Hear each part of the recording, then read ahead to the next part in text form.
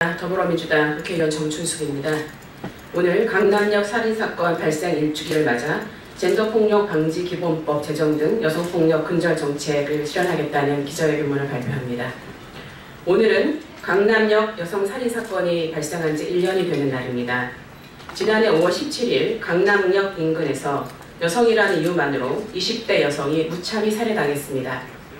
사건 이후 강남역 10번 출구에는 다음엔 내 차례일 수도 라는 두려움부터 범죄의 이유가 여성차별임을 인정하라는 요구와 이제는 침묵하지 않겠다는 결의까지 수만 장의 포스트잇이 나붙었습니다.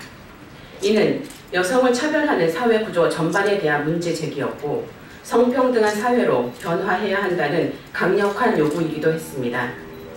그러나 박근혜 전 정부는 강남역 여성 살인 사건을 묻지마 사건으로 규정하고 공중화장실 남녀분리, 정신질환자에 대한 관리 강화 등을 대책이라고 내놓았습니다.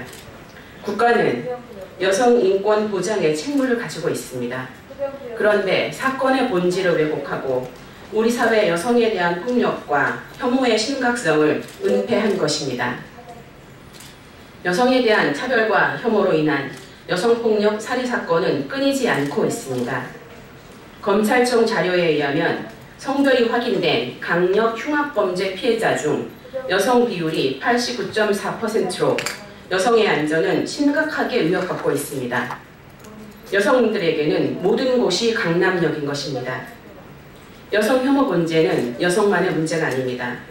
이 땅에서 혐오와 차별에 노출된 모든 소수자의 문제입니다.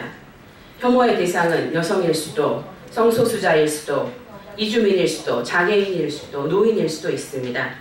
최근 소수자에 대한 혐오, 증오 범죄는 인터넷을 통해 더욱 광범위하고 빠르게 확산되고 공고해지고 있습니다.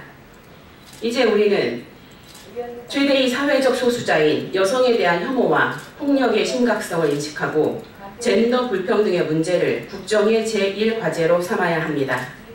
더 이상 여성들이 범죄의 표적이 되지 않고 우리 사회 전체의 시스템이 재편되고 인식이 개선되어야 합니다. 문재인 대통령은 젠더 폭력으로부터 안전한 사회를 만들겠다고 약속했습니다. 그중 첫 번째 공약인 젠더 폭력 방지 기본법은 한국 여성의 전화에서부터 제안해온 입법 과제로 이미 법안 발의를 위한 관련 단체들과 논의를 시작했고 내용을 구성 중에 있습니다. 젠더 폭력 방지 기본법을 제정하여 다양하고 일상화되고 있는 젠더폭력 근절을 위해 보다 근본적이고 포괄적인 정책을 마련하겠습니다.